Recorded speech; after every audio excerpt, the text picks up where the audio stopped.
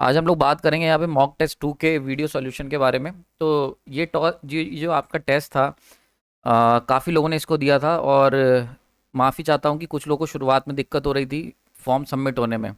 Actually बहुत सारे लोगों ने एक ही समय पे सबमिट करा था। आई थिंक इस वजह से कुछ ग्लिच था। I don't know what is the problem, but refresh होके बहुत सारे लोगों का सबमिट हो जा रहा था। ठीक है, और एक ऐसा स्टूडेंट मेरे को दिखा जिसका फॉर्म सबमिट नहीं हो पाया। तो आपको क्या करना है, जब तक कि एंड स्क्रीन नहीं आ जाती कि सबमिट दी मतलब your response has been submitted इस तरीके की, तो इसका मतलब आपका भी सबमिट नहीं हुआ है। ठीक है, कोशिश करेंगे नेक्स्ट टाइम से ऐसा ना हो और थोड़ा सा और इसको सिंप्लीफाई करने की कोशिश करेंगे। बट अभी के लिए जो है वो है। तो आज हम लोग बात करेंगे यहाँ पे मैंने एक इंटरेस्टिंग एनालिसिस भी डाली हुई है साइड में, हर क्वेश्चन के साइड में, जिसमें आपको पता चलेगा कितने लोगों ने इस क्वेश्चन को सही अटेम्प्ट करा और कितने लोगों ने गलत। तो ये सारी चीज़ें डिस्कस करेंगे और आप लोगों की परफॉर्मेंस को एनालाइज करेंगे यहाँ पे आज। तो स्टार्ट करते हैं। पहला क्वेश्चन था कि नेटवर्क जिसमें एक या एक से ज़्यादा सोर्स ऑफ ईएमएफ होंगे उसको हम क्या कहेंगे। तो आपको एक बात समझ के चलनी, इस बार मैंने एक चीज़ और चेंज करी थी। मैंने पेपर के अंदर कितनी बार ये क्वेश्चन पूछा गया और कितना इंपॉर्टेंट है, कितने कितने एग्जाम में आया हुआ है, वो भी डाल दिया, जिससे कि तुम लोग को एक्चुअली पता चल सके कि क्वेश्चन कितना इंपॉर्टेंट है। तो देखो, एक बात सिंपल सा समझो। अगर हम बात करते हैं नेटवर्क की, ठीक है, तो नेटवर्क में अगर हम सोर्स की बात करते हैं तो एक्टिव जो सोर्सेज होते हैं वो एक्टिव कैटेगरी में आते हैं। तो यहाँ पे अगर हम बात करें कि एक या एक से ज़्यादा ईएमएफ सोर्सेज हैं, तो ऐसा जो नेटवर्क होगा वो कहलाएगा एक्टिव नेटवर्क। तो A one is the correct option. समझ में आ रही बात ये। पैसिव नेटवर्क कुछ लोगों ने लगाया था, बट पैसिव बहुत ही कम लोगों ने लगाया था, एक आध किसी ने गलती से लगाया होगा। पैसिव नेटवर्क नहीं हो सकता क्योंकि पैसिव के अंदर सोर्स की बात नहीं होती।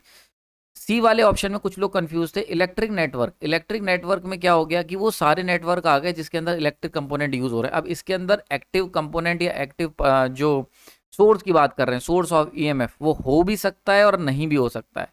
ठीक है, लेकिन एक्टिव नेटवर्क के अंदर 100% मौजूद होगा। तो A1 is the most accurate option इसके अंदर। ठीक है, तो मैक्सिमम लोगों ने वैसे इसको सही करा था, आप देख सकते हो मोर देन 75% लोगों ने इसका आंसर सही दिया था।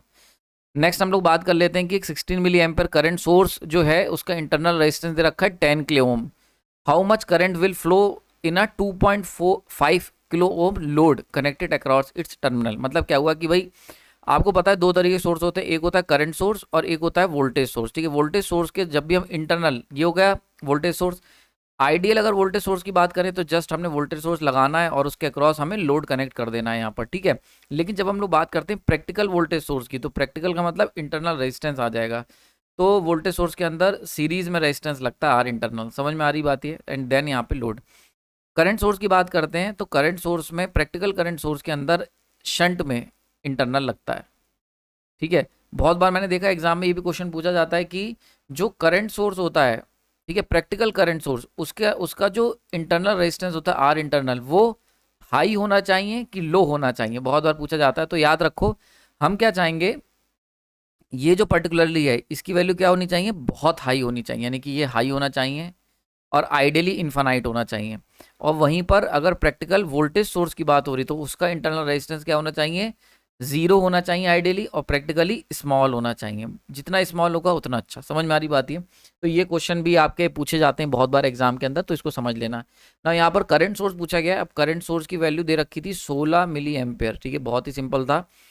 और यहाँ पर दे रखा था इंटरनल 10 किलो ओम का। ठीक है, एंड देन हमने लोड लगा रखा है 2.5 किलो ओम का। अब ये पूछ रहा है कि भैया 2.5 किलो ओम के अक्रॉस कितना करंट जाएगा। तो ये 16 मिली एम्पियर करंट जब निकलेगा तो यहाँ दो पार्ट्स में डिवाइड हो जाएगा। तो दिस इज सिंपल, ये करंट डिवीजन रूल यहाँ पे लगाना था। तो करंट 2.5 वाले से कितना जाएगा is equal to the total current कितना आ रहा है 16 milli ampere into 10⁻³ into opposite वाले में कितना है और रेजिस्टेंस कितना है, तो 10 इंटू 10⁻3। ठीक है, क्लियर हो गया। यहाँ पर divide by 10K plus 2.5K, यानी कि इसको इसको अगर हम देखेंगे तो दिस इज बेसिकली 12.5K। अब इस पूरी इक्वेशन को सॉल्व कर लोगे तो करेक्ट आंसर आ जाएगा 12.8। ठीक है, 12.8 milli ampere is the correct option. बहुत ही सिंपल था।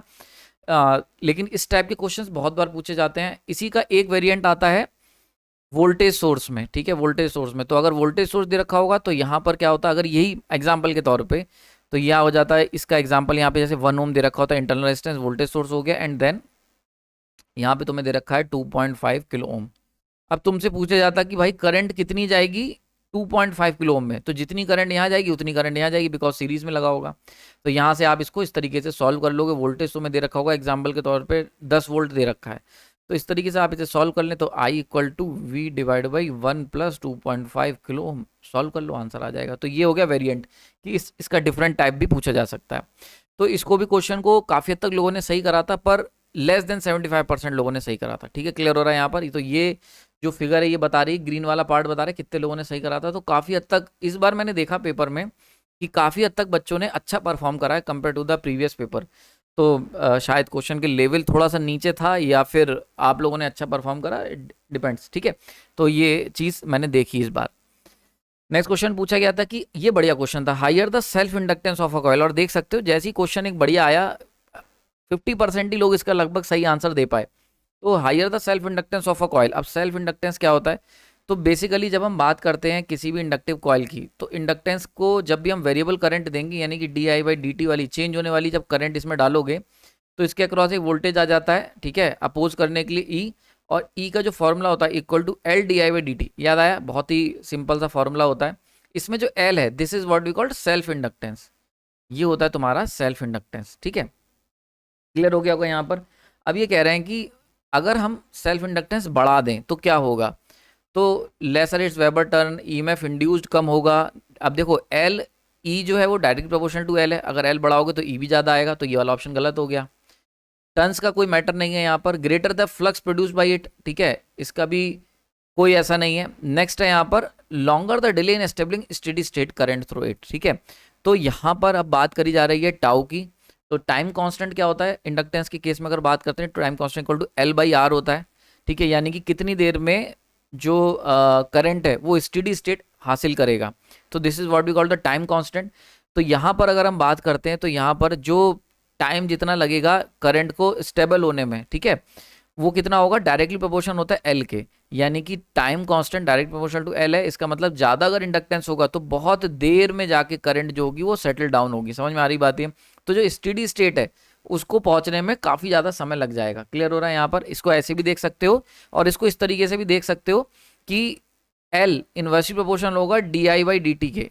इस इक्वेशन से अगर ई कांस्टेंट है तो इसका मतलब क्या हुआ कि यानी कि D I by D T कह लो इन्वर्सली प्रोपोर्शनल टू एल। ठीक है, यानी कि जो चेंज इन करंट है वो इंडक्टेंस के, सेल्फ इंडक्टेंस के इन्वर्सली प्रोपोर्शनल। तो जितना ज़्यादा इंडक्टेंस होगा उतनी देर तक करंट जो होगी वो कह सकते हो चेंज होगी, उतनी देर लग जाएगी उसको सेटल डाउन होने में। समझ में आ रही बात है? आई होप क्लियर हो रहा होगा।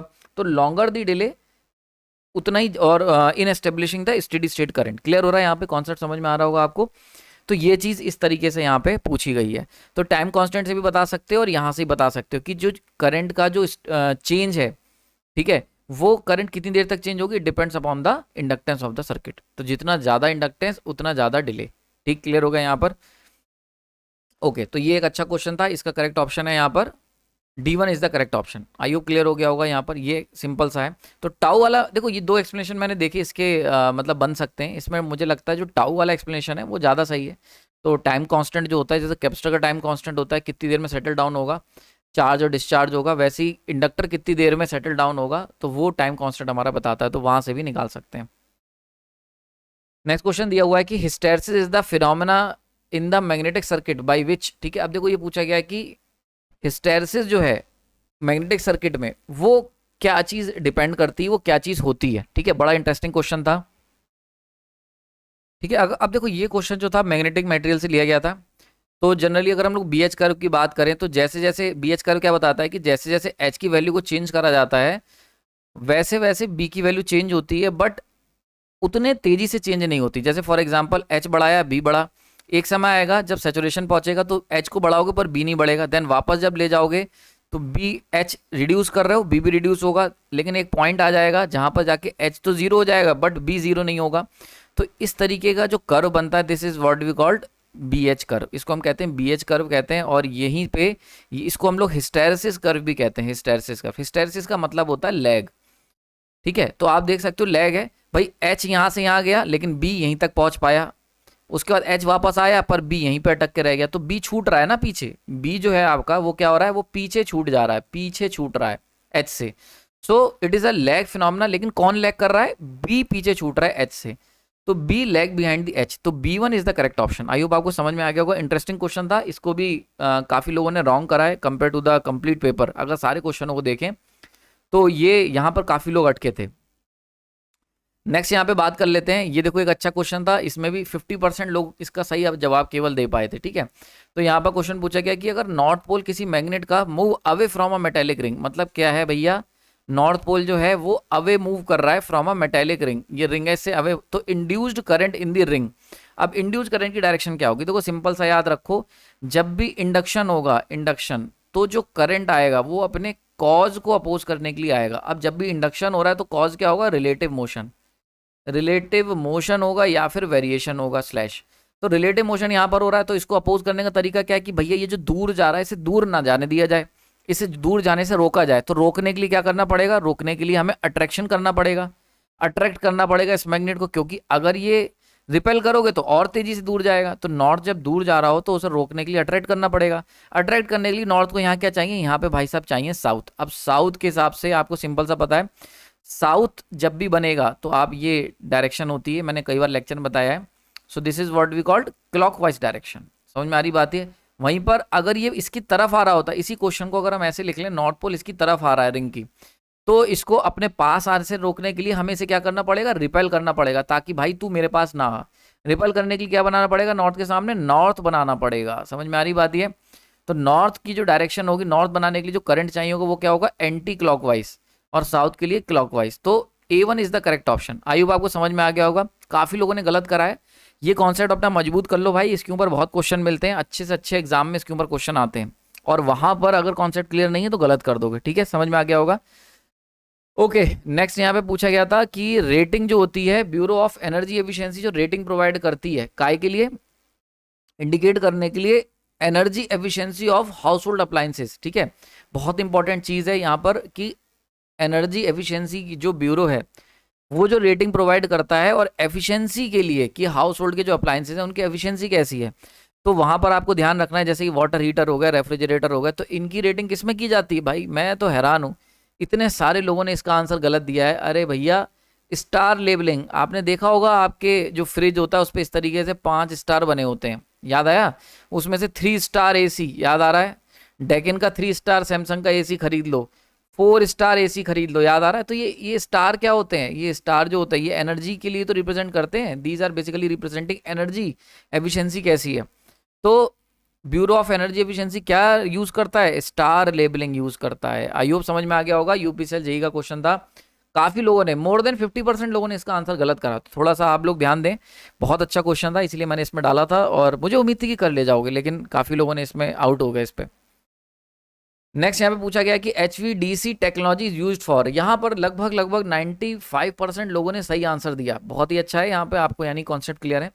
एक बात सिंपल सी थी कि HVDC हमेशा हम यूज करेंगे लॉन्ग ट्रांसमिशन में, तभी ये हमारे लिए एफिशिएंसी प्रोवाइड कर पाई। समझ में आ रहा है? अगर हम लॉन्ग ट्रांसमिशन में यूज करेंगे तभी ये ग्रेटर एफिशिएंसी देगी। तो करेक्ट ऑप्शन था C वाला, यहाँ पर मैक्सिमम लोगों ने इसको सही करा। एक बात समझ लो, क्या हुआ कि जब हम AC की बात करते हैं तो AC जो है उसको प्रोड्यूस करना आसान है, उसको ट्रांसमिट करना आसान है, लेकिन साथ ही साथ लॉसेस बहुत होते हैं, क्योंकि AC के अंदर आपके स्किन इफेक्ट हो जाएगा, AC के अंदर प्रॉक्सिमिटी इफेक्ट हो जाएगा, तो ये सारी समस्याएं AC के अंदर तो होती हैं। लेकिन जब हम लोग बात करते हैं DC, साथ ही साथ आपको याद होगा स्किन और प्रॉक्सिमिटी इफेक्ट की वजह से क्या होता है? रेजिस्टेंस की वैल्यू बढ़ जाती है ना, क्योंकि इसमें कॉर्नर पे इकट्ठा हो जाता है करंट, और इसमें एक एज पे, तो दोनों ही वजह से रेजिस्टेंस, इफेक्टिव रेजिस्टेंस RAC का जो रेजिस्टेंस होता है वो ज़्यादा होता है कंपेयर टू द RDC। बहुत बार एग्जाम में पूछा गया, याद रखना। तो अब बात यहाँ पर ये होती कि DC में ये सारी चीज़ें सही होती, ना तो स्किन इफेक्ट होगा ना प्रॉक्सिमिटी इफेक्ट होगी, कोई दिक्कत ही नहीं है। बट DC के साथ समस्या ये है कि जब हम HVDC में काम करेंगे so we need power electronic converters, तो हमें क्या होगा? AC में जनरेट करना आसान है, जनरेट कर लिया, देन उसको पावर इलेक्ट्रॉनिक कन्वर्टर की मदद से हम लोग क्या करेंगे? कन्वर्ट करेंगे DC में, एंड देन DC को यहाँ से यहाँ भेजेंगे, देन वापस से उसे पावर इलेक्ट्रॉनिक कन्वर्टर की मदद से AC में कन्वर्ट करेंगे, एंड देन स्टेप डाउन करके दुनिया जहाँ में बांट देंगे। बट बात ये आती है कि जब हम पावर इलेक्ट्रॉनिक कन्वर्टर की बात करते हैं फॉर HVDC, तो ये बहुत ही ज़्यादा कॉस्टली पड़ता है। समझ में आ रही बात ये? तो अब क्या हो रहा है, इसकी जो कॉस्ट है, अगर ये, और एक तो यहाँ पे कॉस्ट हमें ज़्यादा पड़ रही है, कॉस्ट बढ़ रही है पावर इलेक्ट्रॉनिक यूज़ करने से, कन्वर्टर यूज़ करने से, और लॉसेज क्योंकि कम हो रहे हैं HVDC में लॉसेज, तो उनके कम होने से पैसा बच रहा है, तो यहाँ पे पैसा बचा और यहाँ पर पैसा लग रहा है। ठीक है, समझ में आ रही बात ये? क्लियर हो रहा है? आई होप समझ में आ रहा होगा। तो लॉसेस के अंदर जो पैसा खर्च हो रहा है वो बच जाएगा एचवीडीसी यूज करने से, और पावर इलेक्ट्रॉनिक यूज करने से पैसा एक्स्ट्रा खर्च होगा। तो जब पैसा बचने वाला, ठीक है, ज्यादा हो जाएगा कंपेयर टू द पैसा लगने वाला, तब हम लोग एचवीडीसी यूज करेंगे। तो जब हम लॉन्ग डिस्टेंस की बात करते हैं, एक्सट्रीमली लॉन्ग डिस्टेंस, तो वहां पर क्या होता है, जैसे कि नॉर्दर्न एंड साउदर्न ग्रिड को कनेक्ट कर दिया इंडिया में, तो जब हम इतने बड़े डिस्टेंस की बात करते हैं तो यहाँ पर लॉसेस का जो पैसा है वो काफी बच जाता है। तो जब लॉसेस का पैसा काफी बचेगा और वो ज्यादा होगा compare to the power electronic जो हम यूज कर रहे हैं, तब हमारे लिए इकोनॉमिकल पड़ती है। इसीलिए एचवीडीसी जो होती है लॉन्ग डिस्टेंसेज में ही अच्छी एफिशिएंसी देती है। ओके, नेक्स्ट क्वेश्चन पूछा गया है कि भैया बल्क पावर ट्रांसमिशन जो होगा, ठीक है, लॉन्ग ओ एचवीडीसी लाइंस में, वो हम प्रेफर क्यों करेंगे? ठीक है, तो अगेन यहाँ पर बहुत सारे कारण थे कि प्रोटेक्शन ठीक रहेगी, लेस हार्मोनिक, लो कॉस्ट, लेकिन सबसे ज़्यादा इंपॉर्टेंट रीज़न है यहाँ पर C1 वाला, जो अभी मैंने समझाया कि लाइन के लॉसेज जो होंगे वो बहुत ही मिनिमम होते हैं। तो यहाँ पर मैंने देखा बहुत सारे लोगों ने गलत ऑप्शन टिक कर रखा था। ठीक है, लोगों ने लो कॉस्ट पे टिक कर रखा था। ठीक है, थोड़ा थोड़ा सब सही है, बट मेन जो, देखो कई बार क्या होता है, कई बार मैंने देखा भी, एक क्वेश्चन मैंने डाला भी, ये चर्चा करेंगे, उसमें क्या होता है, कई बार हमें लगता है कि ये ऑप्शन भी सही, ये ऑप्शन भी सही, तो वहां पर ऐसे जब भी ऑप्शन आए तो आपको टिक करना पड़ेगा सबसे ज्यादा एक्यूरेट ऑप्शन कौन सा है। तो C1 is the most accurate option among the all four. काफी लोगों ने यहाँ पर गलत करा था, मोर देन 50% लोग गलत हो गए हैं। नेक्स्ट क्वेश्चन की बात कर लेते हैं कि ये देखो अच्छा क्वेश्चन था, बहुत बार आप देख सकते हो कितनी बार ये पेपर में आया हुआ है, बहुत इंपॉर्टेंट क्वेश्चन है, लेकिन मुझे लगता है सबको पता था कि इस टाइप के क्वेश्चन आता है, इसीलिए मोर देन 75% से ज्यादा लोगों ने इसका सही आंसर दिया। अब देखो पूछा गया कि भैया जो हाउस वायरिंग होती है घरों के अंदर, उसके अंदर टोटल कनेक्टेड लोड पर सब सर्किट, जो सब सर्किट होते हैं ना कमरों के, उसके अंदर पर सब सर्किट के अंदर कितना लोड अलाउ होता है, तो 800 what is the correct option. समझ में आ रही है? तो स्टैंडर्ड के हिसाब से 800 वाट तक का तुम एक सब सर्किट से लोड लगा सकते हो। इसी का एक दूसरा क्वेश्चन था, नेक्स्ट पार्ट जो पूछा गया है, ये भी इतनी ही बार एग्जाम में आया हुआ है कि मैक्सिमम, ठीक है, 800 वाट तक का लोड लगा सकते हो सब सर्किट में, लेकिन सॉकेट कितने दोगे, पॉइंट कितने होंगे, लाइट के, फैन के, आउटलेट सब मिला के, तो आंसर है 10। तो B1 is the correct option. तो याद रखो, मैंने देखा कि पुराने क्वेश्चन में ज्यादातर लोगों ने सही करा, बी वाला ऑप्शन ठीक था, लेकिन उन्हें ये नहीं पता कि सर्किट में पॉइंट कितने होंगे। तो यहाँ पर देखो काफी लोगों ने क्वेश्चन जो है वो गलत कर रखा है। ये जो साइड में मैंने आपको एनालिसिस डाली हुई है, ये one of the important analysis है, क्योंकि इससे क्या होगा, फायदा इससे ये होगा, तुम्हें पता चलेगा कि कितने % लोग इसको गलत कर रहे हैं। ठीक है, तो आपको समझ में आ जाएगा कि इंपॉर्टेंस कितनी है और चांसेस ऑफ कह सकते हो गलत होने के चांसेस कितने हैं, या चांसेस ऑफ एक्यूरेसी कितने हैं इसके। तो ये सारी चीजें हम इस एनालिसिस से निकाल सकते हैं। आई होप समझ में आ रहा होगा।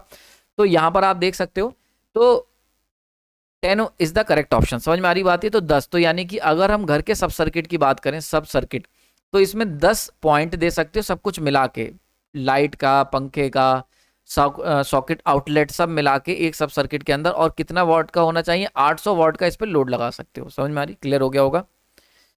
नेक्स्ट यहाँ पूछा गया कि जनरेटिंग स्टेशन जिसके अंदर हाई इन्वेस्टमेंट कॉस्ट, बहुत इंपॉर्टेंट क्वेश्चन था, काफी हद तक लोगों ने, यानी कि 75% से ज्यादा लोगों ने इसको सही करा है। तो यहाँ पे पूछा गया था कि अगर कोई जनरेटिंग स्टेशन है जिसकी इन्वेस्टमेंट कॉस्ट बहुत हाई है, हाई इन्वेस्टमेंट कॉस्ट, ठीक है, और ऑपरेटिंग कॉस्ट कम है, तो ऐसा स्टेशन हम लोग कहाँ यूज करेंगे? तो आप समझ लो, अगर कोई हमारा ऐसा पावर प्लांट है जिसकी कैपिटल या फिर कह सकते हो इनिशियल इन्वेस्टमेंट जिसे कहते हैं ना, इन्वेस्टमेंट कॉस्ट अगर हाई है और रनिंग कॉस्ट लो है, रनिंग ये वर्ड यूज हो सकता है, या फिर कह सकते हो ऑपरेटिंग कॉस्ट, अगर ऑपरेटिंग कॉस्ट कम है, तो इसका क्या मतलब हुआ? इसका मतलब हुआ कि भैया इस प्लांट को सेटअप करना मुश्किल काम है, पैसा लगेगा, लेकिन एक बार सेटअप हो गया तो रोजमर्रा के जो लोड है उसको तुम आराम से चला सकते हो, डेली आप इसको चला सकते हो 24/7 बहुत कम पैसे में। तो ऐसे जो भी पावर प्लांट होते हैं इनका इस्तेमाल करा जाता है बेस लोड के लिए। मैंने पावर प्लांट वाले लेक्चर में बताया था बेस लोड के लिए। तो बेस लोड हमें ऐसा चाहिए, बेस लोड का मतलब क्या हुआ कि जिस ऐसा पावर प्लांट जिसके ऊपर हम लोग 24/7 जिसको चलना है, और जिसके ऊपर जो हमारा बेस लोड है कि भाई इतना इतना लोड तो रहता ही है, वो सबका सब अप्लाई होगा। तो 24 घंटे, अगर तुम्हें 24 घंटे 7 दिन को स्टेशन चलाना है, तो जरूरी है कि उसकी ऑपरेटिंग कॉस्ट मिनिमम होनी चाहिए। समझ में आ रही बात है? वहीं पर अगर पीक लोड की बात करते हैं, तो पीक लोड में क्या होता है, पीक लोड में हमारी रिक्वायरमेंट ये होती है कि जल्दी से स्टार्ट हो जाए, ठीक है, तो स्टार्ट जल्दी हो जाए और एंड, यानी कि या कह सकते हो एंड जल्दी हो जाए, या शट डाउन जल्दी हो जाए, जल्दी ऑन हो जल्दी ऑफ हो, यानी जल्दी ऑन हो जल्दी ऑफ हो, क्योंकि पीक एकदम से पीक लोड की डिमांड आएगी, तो हम चाहेंगे कि ऐसा हो स्टेशन जो जल्दी ऑन और जल्दी ऑफ होने वाला हो, भले ही उसकी ऑपरेटिंग कॉस्ट हाई हो, भले ही उसकी हाई ऑपरेटिंग कॉस्ट, और ऑब्वियस ही बात है कोई जल्दी ऑन ऑफ वाला लोग अगर स्टेशन, तो उसकी ऑपरेटिंग कॉस्ट हाई होगी, ठीक है। तो यहाँ पर क्या होता है, हाई ऑपरेटिंग कॉस्ट के लिए हम लोग यूज करते हैं, तो पीक लोड स्टेशन तब यूज करोगे जब ऑपरेटिंग कॉस्ट उसकी मेन मतलब ऑपरेटिंग कॉस्ट हाई हो, या मेन मतलब हमारा ऑपरेटिंग कॉस्ट से नहीं है, पीक लोड का मेन हमारा जो मतलब होता है वो होता है कि जल्दी से ऑन हो जल्दी से ऑफ किया जा सके, समझ में आ रही है, ताकि इमरजेंसी में एकदम से हम अप्लाई कर सकें। बेस लोड में ये चीज़ ध्यान रखी जाती है कि ऑपरेटिंग कॉस्ट कम हो, वरना बड़ा ज़्यादा बिल आएगा, बहुत महंगा पड़ेगा बिजली बनाना। तो यहाँ पर correct option is the B1 is the correct option, ठीक। ओके, ये क्वेश्चन भी अच्छा डाला था और ये काफ़ी बार पूछा जाता है, और इसका काफ़ी हद तक लोगों ने सही ऑप्शन दिया, 80% से ज़्यादा लोगों ने इसका आंसर सही दिया था। सिंपल क्वेश्चन था कि डायनोमीटर टाइप वाट मीटर जो होते हैं वो किसके लिए यूज़ किए जाते हैं, तो करेक्ट ऑप्शन है AC और DC पावर दोनों के लिए। इसको मैंने यूथ पब्लिकेशन सीरीज में बहुत डिटेल में समझाया, जाके देख लेना, वहाँ पर इसको मैंने कवर करा हुआ है। तो बोथ AC और DC के लिए हम लोग इसमें यूज़ करते हैं, ठीक है।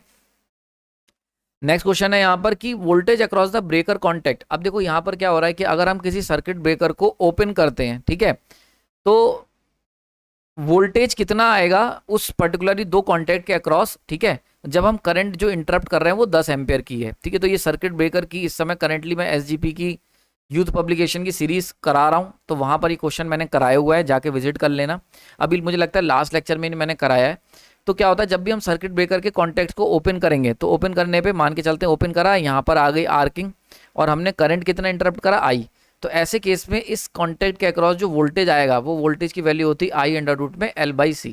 अब सिंपल है, I कितना है भैया 10 एम्पियर, ठीक है, L कितना है, L दे रखा है 1 हेनरी, C कितना दे रखा है 0.01 माइक्रोफैरड 10⁻⁶। इस पूरे इक्वेशन को सॉल्व कर लो, करेक्ट ऑप्शन यहाँ पर होगा B1 is the correct option, ठीक है। काफी लोगों ने इसको गलत करा है, यानी कि लेस देन 75%, यही लग रहा है मेरे को देख के कर्व, 75% से कम लोगों ने इसको सही करा है, ठीक है, लेस देन 75% सही करा है, लेकिन फिर भी ठीक है, काफी हद तक लोग आंसर सही कर रहे हैं। मतलब जिन लोगों ने भी ये वाला एग्जाम में देखा, पेपर दिया होगा, मैंने देखा है कि उनकी तैयारी ठीक चल रही है, ठीक है, तो बढ़िया है, अच्छी बात है, आप लोग ज्यादातर क्वेश्चन सही कर रहे हैं। नेक्स्ट यहाँ पे पूछा गया है कि मेकिंग करंट 3 फेज ब्रेकर की कितनी होगी। देखो ये क्वेश्चन बहुत बार एग्जाम में आता है, और मतलब काफ़ी ज़्यादा एग्जाम में पूछा जाता है, इसलिए मैंने इसको डाल दिया था। हालांकि इसको मैंने बहुत बार अपनी SGP की जो यूथ पब्लिकेशन सीरीज़ है वहाँ पर कवर किया हुआ है, ठीक है। तो फिर से बता दे रहा हूँ, यहाँ पर सिंपल पूछा गया है कि भैया मेकिंग करंट कितनी होगी, मेकिंग करंट, ठीक है। अब देखो इंपॉर्टेंट चीज क्या होती है, आई मेकिंग जो होगी वो कितनी होगी, यहाँ पर 2.55 टाइम्स होती है आई ब्रेकिंग, ठीक है, क्योंकि मेकिंग करंट जो होती है वो आपकी हमेशा, जैसे मेकिंग कैपेसिटी होती है वो भी 2.55 टाइम्स होती है आई ब्रेकिंग के, एस ब्रेकिंग के, क्योंकि सर्किट ब्रेक मेक करा जाता है इनिशियल स्टेजेस में जब मैक्सिमम पीक वैल्यू होती है, और यहाँ पर मेक होता है जब सर्किट बनाओगे, जैसे ही हम सर्किट को क्लोज करेंगे सर्किट ब्रेकर को, तुरंत ही इनरश करंट आएगा पिक्चर के अंदर, और उस इनरश करंट की वजह से मेकिंग करंट आपकी बहुत ही हाई चली जाती है, और ब्रेक कहीं यहाँ करेंगे, ब्रेकिंग यहाँ पर होती है, तो आई मेकिंग ये हो गई, आई ब्रेकिंग ये हो गई, तो देख के बता सकते हो, इसीलिए आई मेकिंग 2.55 टाइम्स होती है आई ब्रेकिंग। इसको मैंने बहुत डिटेल में यूथ पब्लिकेशन सीरीज में समझाया हुआ है, ठीक है, जाके चेक करना। तो यहाँ पर देख सकते हैं, अब देखो सबसे पहले तरीका क्या होता है, आई ब्रेकिंग निकाल लो, ठीक है। अब जब भी हम 3 फेज सर्किट ब्रेकर की बात करते हैं, तो जो वहां पर रेटिंग दे रखी होती है, इसमें ये जो रेटिंग दे रखी है, ये दे रखी है ऑपरेटिंग वोल्टेज की, ये दे रखी है ब्रेकिंग कैपेसिटी। तो S breaking capacity equal to √3 V operating voltage into I breaking. Clear हो गया यहाँ पर।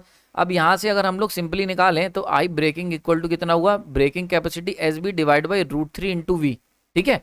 क्लियर हो गया यहाँ पर, इतनी समझ में आ गई, ये हो गया ब्रेकिंग कैपेसिटी। अब इसी को अगर हम यहाँ पे रख दे रहे हैं, तो आई मेकिंग इक्वल टू कितना हो गया 2.55 टाइम्स इंटू ब्रेकिंग कैपेसिटी कितनी SB डिवाइड बाई √3V। तो इसको जरा और ओपन कर लो, तो 2.55 इंटू ब्रेकिंग कैपेसिटी कितनी भैया 2000 into 10⁶ MVA divide by √3 into 33। समझ में आ रही बात ये, आई होप आपको समझ में आ गया होगा। नाउ इसको जरा सॉल्व करके देख लो, तो इसको अगर सॉल्व करोगे तो यहाँ पर वैल्यू निकल के आएगी 89 kilo emperor is the correct option. बहुत सारे लोगों ने गलत करा है। मैं सही में हैरान हूं, क्योंकि इस टाइप का क्वेश्चन जो है ये मैंने यूथ पब्लिकेशन सीरीज के अंदर कम से कम 5 से 10 क्वेश्चन करवाए हुए हैं यार मैंने। मतलब पेपर में तो आया ही आया है, 5 तो करवाई होंगे, 10 ज्यादा बोल दिया, 5 तो क्वेश्चन मैंने करवाए हैं, क्योंकि मेरे क्वेश्चन रिपीट नहीं करता। यूथ पब्लिकेशन की सीरीज जो भी मैं करवा रहा हूँ उसके अंदर मेरी कोशिश रहती है कि अच्छे से अच्छे क्वेश्चन लूँ जो रिपीटेबल ना हो। क्योंकि क्या होता है कि अगर आप यूथ पब्लिकेशन सीरीज को उठा के देखोगे, बुक को, इतनी मोटी किताब है, उसमें maximum question, maximum concept repeat है। तो मैं कोशिश करता हूँ कि कॉन्सेप्ट रिपीट ना करूँ। अगर कोई न्यूमेरिकल आया हुआ है कई बार, तो उसको मैं थोड़ा सा घुमा फिरा के एक दो बार रिपीट कर लेता हूँ, क्योंकि न्यूमेरिकल मतलब इस टाइप के क्वेश्चंस जो है आने जरूरी हैं आपको, तो एक प्रैक्टिस हो जाती है।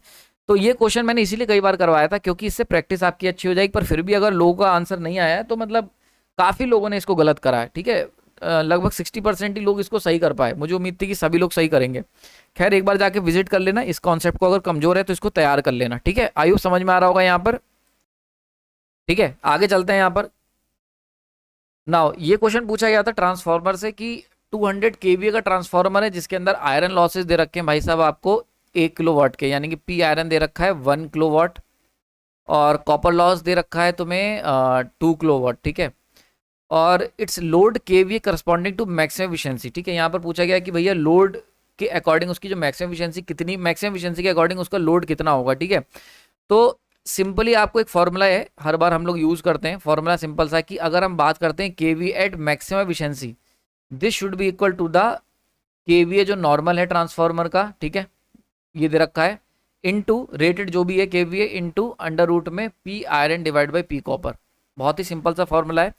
तो यहाँ पर आप देख सकते हो 200 इंटू पी आयरन कितना दे रखा है 1/2, और इसको अगर सॉल्व कर लोगे तो यहाँ पर वैल्यू निकल के आ जाएगी 141.4 KVA. So this should be the load KVA जिसके अक्रॉस हमें मैक्सिमम एफिशिएंसी मिलेगी, ठीक है। समझ में आ रही बात है। तो मैक्सिमम एफिशिएंसी के लिए लोड कितना होना चाहिए, कितना ट्रांसफार्मर पे लोड, उसका फॉर्मूला होता है केवीए की जो रेटिंग दे रखी है इनटू अंडर रूट में P iron divide by P copper. समझ में आ रही बात है, क्लियर हो गया यहाँ पर। तो ये फॉर्मूला सिंपल था और इसको मैक्सिमम लोगों ने सही करा है, ठीक है। लगभग 85% लोगों ने इसका आंसर सही दिया था, ठीक है। तो यहाँ पर मैंने देखा रखा है। तो बहुत ही सिंपल है, आप देख रहे हो कितनी बार ये एग्जाम में आया है, ठीक है। नेक्स्ट यहाँ पे पूछा गया है कि भैया full load copper loss and iron loss of a transformer are 6400 watt and 5000 watt, ठीक है, रेस्पेक्टिवली। तो कॉपर लॉस और आयरन लॉस हाफ लोड पे कितने होंगे, ठीक है। ये क्वेश्चन अच्छा लगा था मेरे को, मुझे लगा था इसमें विकेट गिरेंगे, पर अच्छा परफॉर्मेंस था यहाँ पर। मैंने यॉर्कर डाली थी पर 6 पड़ गया इस पर, कोई दिक्कत नहीं। इसी का तो मजा है यार, कुछ बॉलें हम डालेंगे तुम आउट हो जाओगे, तुम्हें लगेगा कि बॉल हल्की आ रही है, और कई बार हमें लगेगा कि तुम आउट हो जाओगे और तुम 6 मार दोगे। That is the main thing, ठीक है। समझ में आ रही बात है। तो ये देखो, इसको मैंने देखा, मुझे बहुत अच्छा लगा कि इतने सारे लोगों ने इसका आंसर सही करा है, ठीक है। जैसे कि हर बार कहा जाता है, मैं कॉलेज में भी बता रहा था, कॉलेज में हमारे टीचर्स डे पे स्पीच थी, तो वहाँ पर मैं कुछ बच्चों को इंटरेक्ट कर रहा था, और ये बात बिल्कुल सही है कि दो लोग तुम्हारी परफॉर्मेंस से खुश होंगे, एक तुम्हारा टीचर खुश होगा और एक पेरेंट्स खुश होंगे, ठीक है। जिसमें टीचर तो 100% है कि खुश होगा, वो कहीं पर भी हो, अगर उसके स्टूडेंट उससे आगे जाएंगे तो टीचर को बहुत खुशी होगी। तो इसीलिए जब मैंने देखा कि इस बार पेपर में काफ़ी लोगों ने अच्छा परफॉर्मेंस दिया, हो सकता है उनमें से कुछ मेरे से पढ़े हो सकता है कुछ कहीं से पढ़े हो, कोई दिक्कत नहीं है। बट अगर आप यहाँ पे आ रहे हो तो मुझे बहुत अच्छा लगा कि हाँ यार, बच्चे काम कर रहे हैं, यानी कि पढ़ाई हो रही है ठीक ठाक।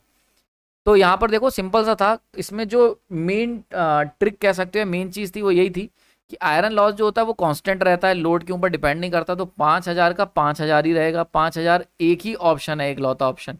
तो डायरेक्टली तुम्हें उसकी जरूरत ही नहीं थी कॉपर लॉस निकालने की। तो D1 is the correct option, ऐसे ही पता चल रहा था। लेकिन फिर भी दूसरा देख लेते हैं। कॉपर लॉस जो होता है वो I²R होता है, I²R यानी कि लोड के ऊपर स्क्वायर टाइम्स है। तो लोड को अगर हाफ कर दोगे तो 1/2 का स्क्वायर करोगे तो कितना हो जाएगा 1/4। तो फुल लोड के कंपैरिजन में 1/4, तो 6400 डिवाइड बाई 4 कर लोगे तो 1600 वाट। तो D1 is the correct option, सही है। काफी हद तक लोगों ने इसका आंसर सही दिया। नेक्स्ट यहाँ पूछा गया कि transformers are rated in kVA instead of kilowatt, क्यों, ठीक है। अब देखो ये बहुत अच्छा क्वेश्चन था जो मैं अभी शुरुआत में जिक्र कर रहा था कि इसमें सारे ऑप्शन लगभग सही हैं। तो पहला वाला भी ठीक है, क्योंकि भैया लोड, बहुत बार यही रीजन दिया जाता है कि लोड का पावर फैक्टर हमें नहीं पता होता, इसलिए हम लोग केवीए में देते हैं। क्योंकि केवीए के अंदर क्या होता है, हमें केवल वोल्टेज और करंट देना पड़ता है।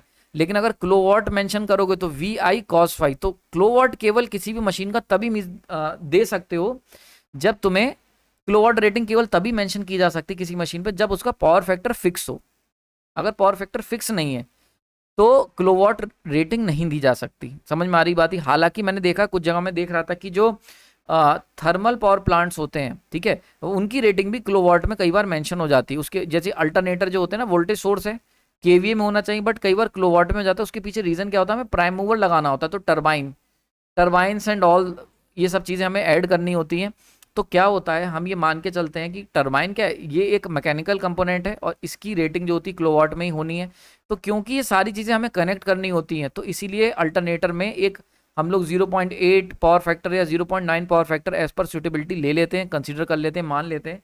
एंड देन उससे उसके ही अकॉर्डिंग हम टरबाइन एंड जो भी उसमें बॉयलर एंड ऑल दीज जो सेट लगता है, बहुत ज़्यादा डिटेल में मैंने इसको नहीं पढ़ा, बट जो आर्टिकल था, तो ये जो भी चीज़ें लगती हैं ये सब के सब जो है ये as per the kilowatt rating होती हैं। तो इसीलिए हम लोग अल्टरनेटर का जो रेटिंग है वो किलोवाट में कर देते हैं, ठीक है। हालांकि करनी चाहिए केवीए में। रीजन उसका सिंपल सा है, क्योंकि हमें नहीं पता कि वो अल्टरनेटर से तुम कितने पावर फैक्टर का लोड उठवाओगे। तो जब भी पावर फैक्टर क्लियर नहीं है कि लोड का पावर फैक्टर कितना है, तो हम लोग कभी भी रेटिंग किलोवाट में नहीं दे सकते। तो ये आंसर भी ठीक है। Losses depends on voltage and ampere, ये भी आंसर बिल्कुल सही है कि भाई जो लॉसेज होते हैं किसी मशीन में वो वोल्टेज पे डिपेंड करेंगे। देखो अगर हम बात करते हैं ट्रांसफार्मर की, तो दो लॉसेज, एक तो होंगे एडी करंट लॉसेज, एक sorry eddy current and hysteresis losses, इनको हम कहते हैं आयरन लॉसेज। और एक होते हैं कॉपर लॉसेज, जो कि होते हैं लोड डिपेंडेंट लॉसेज, यानी कि करंट पे प्रोपोर्शन होते हैं, करंट के स्क्वायर पे। तो ये जो कोर लॉसेज होते हैं, iron losses, these are voltage dependent, copper losses current dependent. तो अगर हमने करंट और वोल्टेज की रेटिंग दे दी तो उससे काम चल जाएगा। तो केवीए से हम दोनों चीज़ें निकाल सकते हैं, ठीक है। तो इसलिए केवीए में हम लोग रेटिंग देते हैं। तीसरा, kVA is fixed whereas kilowatt depend on the load power factor, ये बात मैंने बताई दी, ठीक है। तो करेक्ट अगर मैं कहूँ यहाँ पर, तो यहाँ पर डी में ऑप्शन होना चाहिए था ऑल ऑफ द अबव, ठीक है, all of the above. But क्योंकि वो ऑप्शन नहीं दिया गया, बहुत सारे पेपरों में all of the above option आया हुआ है, ठीक है, तो वहां पर आप डी ऑप्शन टिक करेंगे। लेकिन अगर ये वाला क्वेश्चन तुम्हारे सामने आ गया तो आपको इनमें से जो बेस्ट आंसर है वो देना है, और बेस्ट आंसर है B1 is the best option. समझ में आ रही बात ही, क्लियर हो रहा है यहाँ पर। तो जब भी क्वेश्चन पूछा जाएगा, अगर एक ही चीज बतानी होगी मेन रीजन, तो मेन रीजन है कि भैया ट्रांसफार्मर में सबसे ज्यादा इंपॉर्टेंट होती है एफिशिएंसी निकालना, और एफिशिएंसी डिपेंड करती है लॉसेस पे, और लॉसेस डिपेंड करते हैं वोल्टेज और करंट पे। तो वीए में रेटिंग देने से वोल्टेज और करंट दोनों ही हमें इजीली कैलकुलेट हो जाते हैं। जस्ट वीए रेटिंग से हमारा काम हो जाता है। तो ये इसका एग्जैक्ट रीजन मिला। हालांकि अगर D option all of the above होगा तो मैं उस पर टिक करूंगा। क्लियर हो गया यहाँ पर, समझ में आ रही बात है। नेक्स्ट क्वेश्चन पूछा गया है कि motor that is use for the intermittent high load torque. यार ये क्वेश्चन बहुत बार आता है, इवन जब मैंने 2017 में एसएससी जेई दिया था तब भी आया था ये क्वेश्चन, दिया हुआ है आपके सामने। तो याद रखना D1 is the correct option. Cumulative compound motor he use करी जाएगी आपकी, ठीक है, intermittent and high load torque के लिए। एक बात और समझ लो, देखो हाई लोड टॉर्क के लिए डीसी सीरीज मोटर भी ठीक है, बट डीसी सीरीज मोटर क्या आती, बहुत ही ज्यादा कह सकते हो वायलेंट मोटर है, क्योंकि नो लोड पे नहीं चला सकते। तो ये चीज, इस प्रॉब्लम को दूर करने के लिए क्यूमुलेटिव कंपाउंड मोटर बनाई गई, ताकि हम इन्हें नो लोड पे भी ऑपरेट कर सकें, ठीक है। हाई टॉर्क मिलेगा बट इन्फानाइट नहीं मिलेगा, जो एकदम नॉन एंडिंग कर्व होते हैं ना डीसी सीरीज के, उसको ये एक तरीके से चेक इन कर देता है, ठीक। ओके, नेक्स्ट यहाँ पे पूछा गया है कि ये देखो बढ़िया क्वेश्चन था यहाँ पर कि भैया दो डीसी सीरीज मोटर थी, ठीक है, और जैसा मैंने बताया था यहाँ पे बहुत सारे लोगों ने इसको गलत भी करा है। सबसे ज्यादा यही क्वेश्चन रॉन्ग करा है लोगों ने। देखो बढ़िया क्वेश्चन है, इसको ध्यान से समझते हैं, और इसके ऊपर न्यूमेरिकल भी आ सकता है, और केवल ये इस तरीके का क्वेश्चन भी आ सकता है, ठीक है। क्वेश्चन ये है कि भाई दो डीसी सीरीज मोटर हैं, जो डीसी सीरीज मोटर हैं जो कि आई करंट ड्रॉ कर रही हैं और एन स्पीड पे चल रही हैं, ठीक है। तो दो डीसी सीरीज मोटर ले लेते हैं, और ठीक है सीरीज में कनेक्टेड है और सीरीज मोटर है, तो सीरीज में कनेक्ट कर देते हैं इनको, ठीक, कोई दिक्कत नहीं है। वी वोल्टेज से कनेक्टेड है, ठीक, आई एम्पेयर करंट ले रही हैं। अब अगर वी वोल्टेज अप्लाई करूं तो दो सिमिलर मोटर हैं, क्योंकि बिल्कुल सेम है, ठीक है, लिखा हुआ है ना सेम टू मोटर्स, तो सेम मोटर्स हैं, तो इसका मतलब क्या हुआ, यहाँ पे अक्रॉस वोल्टेज इक्वली डिवाइड हो जाएगा दोनों के बीच में, स्पीड एन है। तो अगर हम देखें इस स्टेज में, जब सीरीज में कनेक्शन हमने कर रखा था, तो स्पीड जो होगी, तो आपको याद होगा फॉर्मूला मैंने बता रखा है कि ईएमएफ जो जनरेट होता है, मोटर है तो बैक ईएमएफ जो होता है वो कितना होता है, वो के टाइम्स, मतलब प्रोपोर्शनलिटी कांस्टेंट के हो गया, इनटू फ्लक्स पे डिपेंड करता है, इनटू स्पीड पे डिपेंड करता है। अब क्योंकि मोटर सीरीज में कनेक्टेड है, सीरीज, तो सीरीज के अंदर जो फ्लक्स होता है वो कौन बनाएगा, आर्मेचर करंट ही बनाएगा। तो यहाँ पर आई आ गया, तो यानी कि जो बैक ईएमएफ होगा वो डायरेक्टली प्रोपोर्शनल होगा करंट के ऊपर जो फ्लो कर रहा है और स्पीड के ऊपर। तो अगर इसको शफल करूं तो स्पीड किस पे डिपेंड है, स्पीड डिपेंड होगी आपके बैक ईएमएफ पे डिवाइड बाई करंट कितना फ्लो कर रहा है। This is the formula for the speed, ठीक है।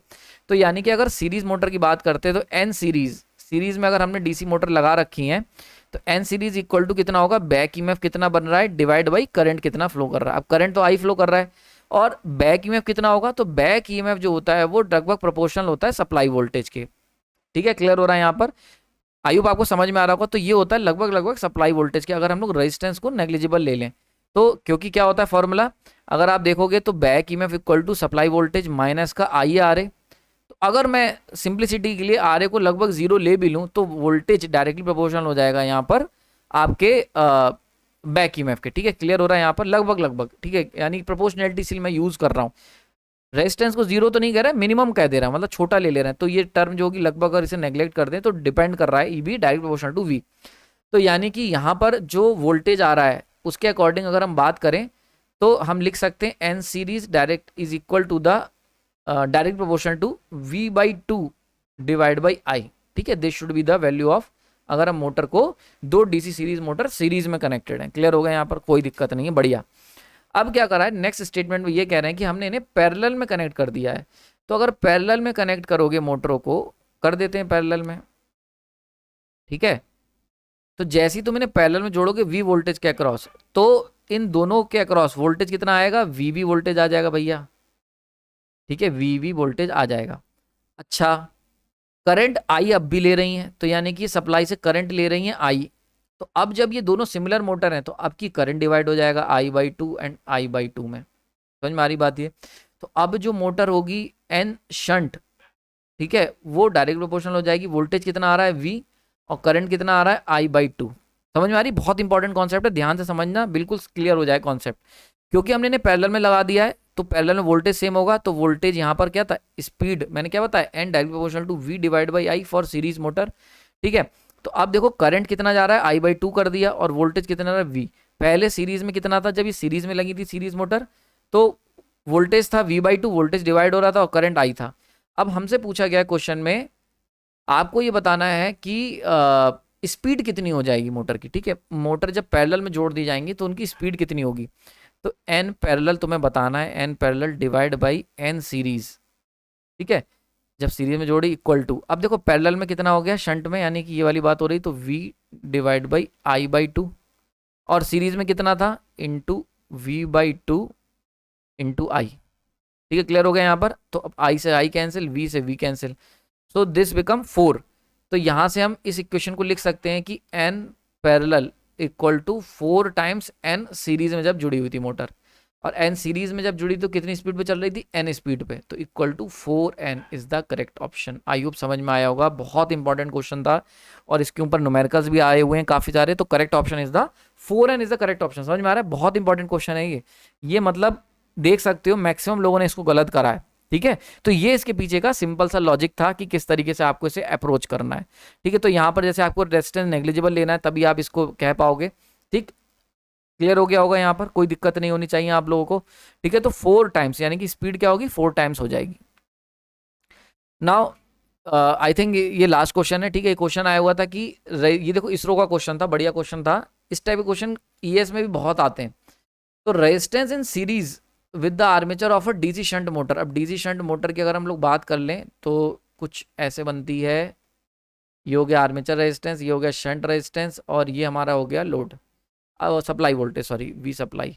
अभी दे रखा है कि सीरीज में रेजिस्टेंस लगा रखा है, यहाँ पर एक रेजिस्टेंस लगा दिया आर सीरीज में, ठीक है, with the armature of a DC shunt motor. अच्छा, आर्मेचर के साथ ही लगाया है, यहाँ पे लगा दिया, बल्कि एक मिनट वेट, हमने क्या करा है, ये हो गया शंट, आर शंट, और ये रहा आर एक सीरीज में लगा दिया है, आर ए हो गया, and this is the E B, और ये कह रहे हैं ये बन गया हमारा सर्किट, ये हो गया सप्लाई वोल्टेज। अब ये कह रहे हैं आपसे कि भैया आपको ये बताना है इस पर्टिकुलर केस के अंदर कि स्पीड पे क्या फ़र्क पड़ेगा। तो अभी मैंने देखा स्पीड डायरेक्टली प्रोपोर्शनल होती है बैक ईएमएफ के डिवाइड बाई फ्लक्स के। अब क्योंकि ये शंट मोटर है तो इसके अंदर फ्लक्स जो होगा लगभग कांस्टेंट रहेगा, ये आर्मेचर करंट से इसका कोई लेना देना नहीं है, ठीक है। तो स्पीड जो होगी अगर हम बात करते हैं यहाँ पर simply direct proportional to E B आ गई। अब ई बी को अगर हम लिखेंगे तो E B equal to V minus का I A, IA into R, अब रेजिस्टेंस दोनों हो जाएंगे, R armature plus R series, ठीक है, क्लियर हो रहा है यहाँ पर, आयु समझ में आ रहा होगा, ठीक, और डिवाइड बाई फ्लक्स तो दे ही रखा है। अब देखो यहाँ पर बड़े ध्यान से देखो, आर ए और आर सीरीज, अब ये कह रहे हैं कि अगर हम लोग resistance series with armature motor will, ठीक है, अब देखो क्या होगा, अगर हम लोग रेजिस्टेंस को बढ़ाएंगे तो क्या होगा, अगर हम रेजिस्टेंस को इंक्रीज करेंगे आर सीरीज को, ठीक है, तो क्या होगा, उससे स्पीड रिड्यूस होगी कि बढ़ेगी। अब इसको देखो सिंपल सा यहाँ पे देखने का तरीका ऐसे है, थोड़ा सा जगह कंजस्टेड हो गई है, अगर आप आर सीरीज को बढ़ाओगे तो ये निगेटिव वाला टर्म बढ़ जाएगा, अगर निगेटिव वाला टर्म बढ़ेगा तो सप्लाई वोल्टेज जो होगा वो कांस्टेंट है, मान के चलते हैं तुम्हारा कांस्टेंट है, तो समथिंग माइनस ये, अगर तुम आर सीरीज को बढ़ाओगे तो ये वाला टर्म बड़ा हो जाएगा, ये वाला टर्म बड़ा होगा, तो अब माइनस यानी सब्ट्रैक्टिव टर्म बड़ा हो रहा है ना, तो ऊपर का जो न्यूमरेटर है वो छोटा हो जाएगा, समझ में आ रही बात ये, तो इसका मतलब स्पीड क्या होगी, स्पीड रिड्यूस हो जाएगी। आई होप समझ में आ रहा होगा आपको, क्लियर हो रहा होगा। देखो सिंपल सा है, यहाँ पर कोई भी आपको कभी भी इस टाइप का क्वेश्चन मिलता है तो आपको देखना है न्यूमरेटर डिवाइड बाई डिनोमिनेटर के टर्म में। अब डिनोमिनेटर तो कांस्टेंट है तो स्पीड डायरेक्ट प्रोपोर्शनल टू हो गई न्यूमरेटर। अब न्यूमरेटर क्या है, v माइनस सर्टेन चीज है। अब अगर ये जो सर्टेन चीज है इसको बड़ा करोगे तो ये नेगेटिव है ना, तो ओवरऑल जो वैल्यू होगी वो क्या होगी, रिड्यूस हो जाएगी। अगर नेगेटिव कम टर्म बड़ा करोगे तो ओवरऑल टर्म क्या होगी, रिड्यूस हो जाएगी, तो इसलिए स्पीड रिड्यूस हो रही। तो इस तरीके से देख सकते हो। बाकी आपको कोई और मेथड है तो उससे कर लेना, ये मेरे अपने मेथड है जिस तरीके से मैं इस क्वेश्चन को सॉल्व करता है, अप्रोच करता है। तुम्हारे पास कोई और मेथड है तो उस तरीके से बता देना, ठीक है। तो आई होप आपको आज का लेक्चर मजा आया होगा, काफी कुछ सीखने को मिला होगा, लगभग सारे आपके जो डाउट्स होंगे वो क्लियर हो गए होंगे। फिर भी कोई डाउट रह गया तो बता देना, ठीक है। और कोशिश करेंगे कि नेक्स्ट टाइम से और अच्छे क्वेश्चंस हम लोग डालें। और अच्छा लगा देख के, काफ़ी लोगों ने अच्छे क्वेश्चंस इजीली करे हैं, ठीक है, बढ़िया लगा, तैयारी सही चल रही है, सही ट्रैक पे हो। तो all the best for your exam. Next हम लोग बात करेंगे बहुत जल्द दूसरे मॉक टेस्ट में, और हो सकता है इस वीक एक सरप्राइज मॉक टेस्ट हो, सरप्राइज नहीं, एक दिन मैं पहले बता दूंगा, एक मिनी मॉक टेस्ट टाइप का होगा, ठीक है।